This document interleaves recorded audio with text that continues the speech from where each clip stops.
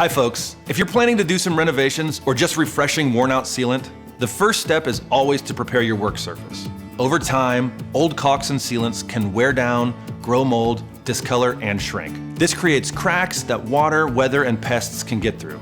This old sealant needs to be completely removed before you can apply new sealant. To remove old sealant, you may use a utility blade, caulking tool, isopropyl alcohol, and paper towels. First, carefully score the seam of the old sealant with a utility blade.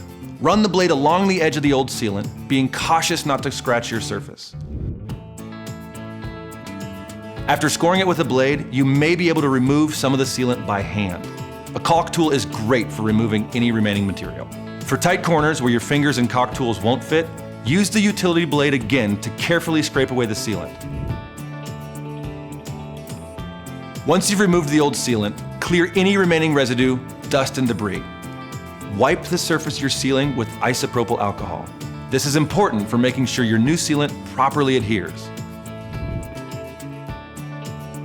Finally, allow your work surface to dry completely before you apply new sealant. If you don't want to be removing old sealant again anytime soon, I recommend using a GE branded 100% silicone sealant for a seal that's guaranteed to last. And now you're ready for a successful project with the help of GE Sealants. Check out our other how-to videos for more sealant tutorials. GE branded sealants, high-performing products you can always trust to get the job done right.